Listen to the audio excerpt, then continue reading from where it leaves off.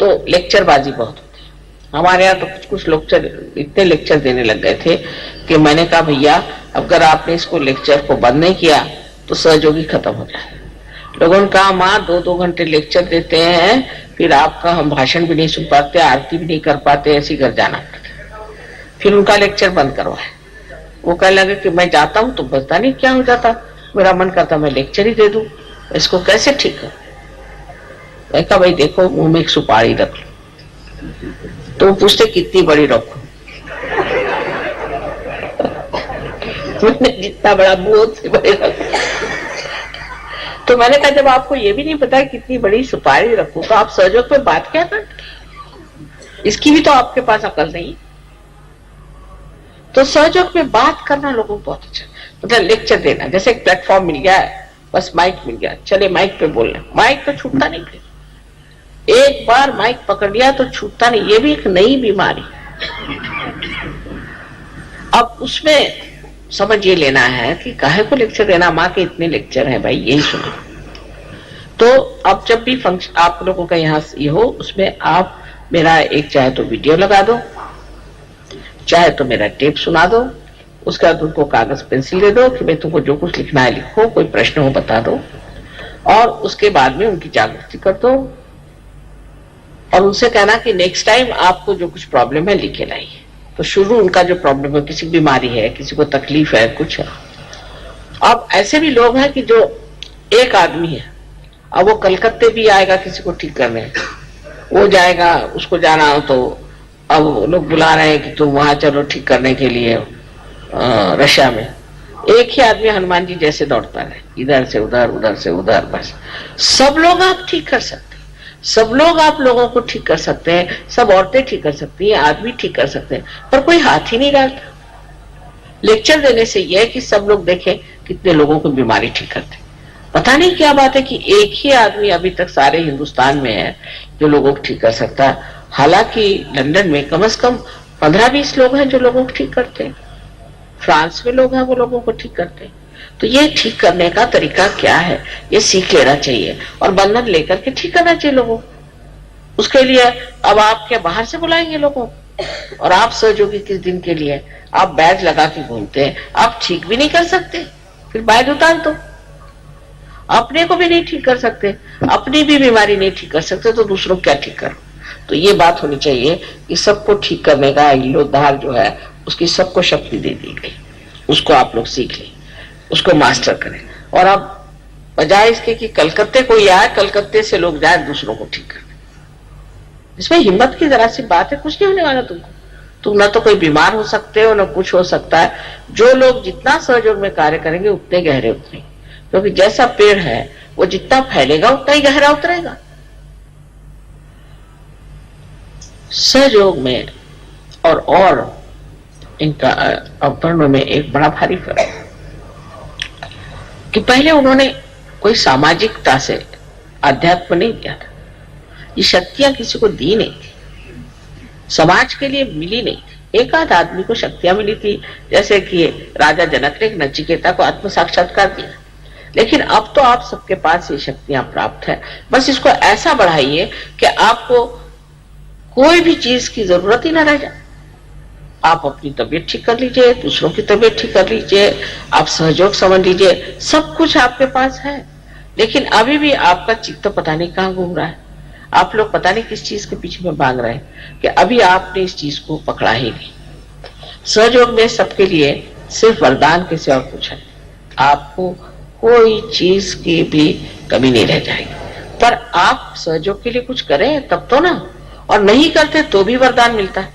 जिसको देखते हो वो बिजनेस बढ़ गया, किसी की नौकरी बढ़ गई, किसी की ये हो गया, किसी की वो हो गया, सबको कुछ ना कुछ चीज मिलती ही जा रही है। कोई भी उनको त्याग नहीं करना पड़ा।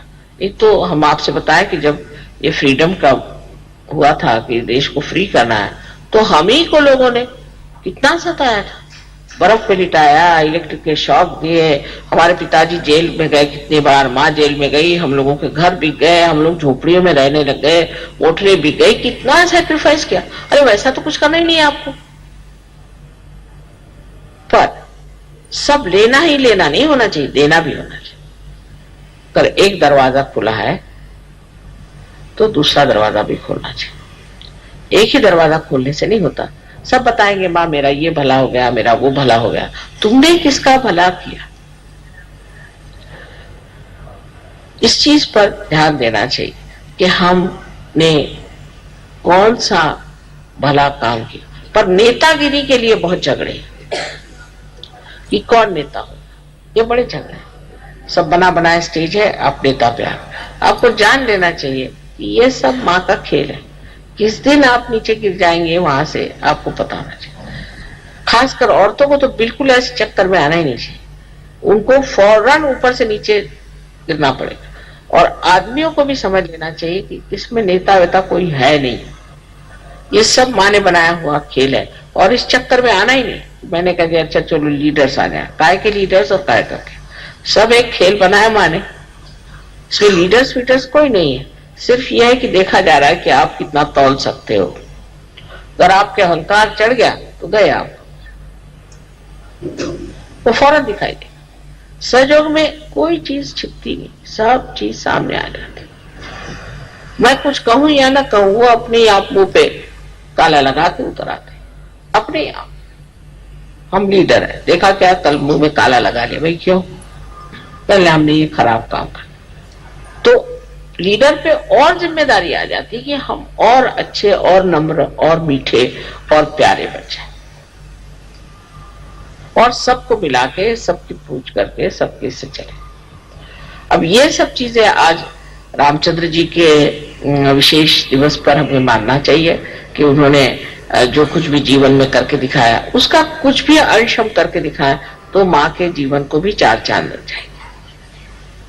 उन्होंने इतने दिन वनवास किया, वनवास में रहे, जंगलों में बगैर कुछ पहने हुए घूमे फिरे, कितनी मेहनत करी और सिर्फ अपने पिता की आज्ञा मानने के लिए उन्होंने कार्य किया। अब मेरी आज्ञा मानने के लिए आप लोग सिर्फ कोई वनवास जाने की जरूरत नहीं, आपको नंगे पैर घूमने की जरूरत नहीं, भूखे रहने की जरूरत नहीं, कुछ नहीं करने की जरूरत, सब व्यवस्था है। लेकिन सहयोग में आपको लोगों को ठीक करना आना चाहिए, लोगों की बीमारियां ठीक करनी आनी चाहिए और आपको सहयोग के बारे में सब कुछ मालूम होना चाहिए। और सबसे बड़ी जाननी चाहिए चीज कि सहयोग ये प्रेम है, ये प्रेम की शक्ति जो कार्य कर रहा है और कोई नहीं, और उसी से सब लोगों का भला हो सकता है। ये कोई एक आदमी के लिए नहीं है, एक विशेष लोगों के लिए नहीं है, ये कोई एक देश के लिए नहीं है, ये है सारे विश्व के लिए। तो एक ये भी देखना चाहिए कि हमारा चित्त कैसा है, कहाँ जाता है। बार बार करके हमारा चित्त जाता है, उसको चित्त को निरोध करना चाहिए, रोकना चाहिए। उसमें आत्मा की शक्ति पूरी तरह से भरनी चाहिए और मनुष्य को एकाग्र होकर के हर कार्य को करना चाहिए। भक्ति भाव से, प्रेम से अगर जो करेगा वो बहुत गहरा उतरेगा, और नहीं तो ऐसे ही कचरा बहुत होता है और कचरे का जो अंत होता है वो भी आप जानते हैं। तो आपको अगर कचरा बनना है और आप अपने को बहुत विशेष समझ रहे हैं कि हम बड़े अच्छे हैं, हम तो ये कर लेते वो कर लेते, तो पहली चीज है कि नम्रता रखो, मेरे प्रति नहीं सबके प्रति नम्रता से बात करो और प्रेम से बात करो। देखना यही जो मनुष्य आज एक मानव है, बेकार चीज है, वही सहयोग में आते साथ कमल जैसे खिल जाता है और उसका सुगंध चारों ओर फैलता है। लोग मुझे आके फौरन बता देते माँ ये आदमी है कमाल का, ये बस ऐसे आदमी। ऐसे ही आप लोग सब काम करें तो मर्यादा पुरुषोत्तम के लिए जैसे लोग कहते कि कमाल के, ऐसे आपके लिए भी कहें। सबसे बड़ी चीज है कि मेरे लिए तो आप ही राम का मंदिर है और आप ही इस मंदिर को अपने अंदर बनाए और उसकी पूजा हो और उसको संभाले, उसको देखें और अपने आत्मसम्मान के साथ रहे, अपने आत्म साक्षात्कार का पूरा फायदा भी उठा रहे और उसी के साथ उसकी पूरी इज्जत और उसके प्रति भक्ति होनी चाहिए कि अब हम आत्म साक्षात्कारी, हम ऐसे कैसे कर सकते, हम योगी हैं, हम नहीं कर सकते, हमसे नहीं हो सकता, ये गलत काम। और आप देखिए कि एकदम आशीर्वाद उसी के साथ आ जाए, एकदम उसी वक्त ये तो वो रोकड़ा देवी नाम रखा है लोगों ने मेरा, कि वहां हमने बस तय कर लिया और फौरन उसका आ गया। इतना इसका परिणाम, इसका लाभ सबको हो रहा है। सिर्फ उस लाभ के अनुसार आप भी दुनिया को लाभ दें। जैसे कि श्री राम ने अपनी सारी शक्तियां इसमें लगा दी कि जन का हित हो, संसार में एक आदर्श पुरुष की एक मूर्ति बन जाए जिसको लोग देखें। जिस वक्त ये हमारे अंदर घटित हो जाएगा, आपको आश्चर्य होगा कि आप सब के सब कहां से कहां पहुंच जाएंगे। आपके अंदर कोई बीमारियां नहीं रहनी चाहिए, सब बीमारियां चली जानी चाहिए। उसको साफ कर दीजिए। जो आपकी आदतें हैं उसको आप बदल दीजिए। जो जरूरत है वो खाइए, जो जरूरत है उतना बोलिए।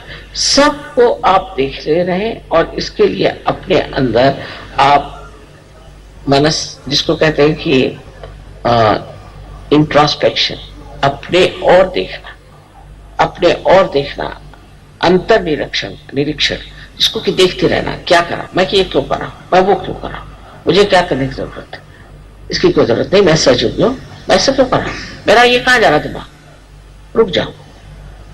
पूरी समय इस तरह करने से ही आप ध्यान में हो जाएंगे, और स्वयं आपकी कुंडलिनी इससे बहुत संतुष्ट होकर और आपको ऐसा आनंद प्रदान करे कि आप कहेंगे माँ ये क्या मिल गया हमको। लेकिन जब आप इसमें फिसल पड़िएगा, फिर आप जानिएगा ये चीज क्या है। बस इसमें फिसल पड़ना है, तभी तक की थोड़ी बहुत मेहनत है। आज मैंने कहा था कि रामचंद्र जी का तो 12 बजे जन्म हुआ था, तो आराम से ही पूजा होने दो और ठीक हो रहा है। तो इसमें रामचंद्र जी की पूजा में तो कोई खास काम नहीं है, और मतलब बिचौड़ी पूजा भी नहीं है, लेकिन इसमें समझने की जरूर बात है, क्योंकि वो मनुष्य स्वरूप थे, और मनुष्य स्वरूप जो है वो अपने अंदर जो मनुष्यता है, जिससे हम चीज को समझते हैं, इससे हमारे बुद्धि में, हमारे जिज्ञासा में और हमारे विचारों में परिवर्तन आ जाए, वो चीज श्री राम है। उन्हीं के माध्यम से हमारे विचार बदल सकते हैं, उन्हीं के माध्यम से हमारा स्वभाव बदल सकता है, क्योंकि हमारे लिए एक वो आदर्श है। उनके आदर्श तक पहुंचने के बाद ही दूसरे आप आदर्शों तक पहुंच सकते हैं, क्योंकि वो मनुष्य का आदर्श है। कितनी बड़ी चीज है कि परमात्मा मनुष्य बनकर इस संसार में आए कि इनके लिए हम आदर्श बन जाए, और सब विपत्तियां उठाई, सब आफतें उठाई, दिखाने के लिए कि कोई सी भी विपत्ति और आफत आती है, मनुष्य को अपना धर्म नहीं छोड़ना चाहिए, विश्व धर्म नहीं छोड़ना चाहिए, और अपना योग है उसमें बने रहना चाहिए।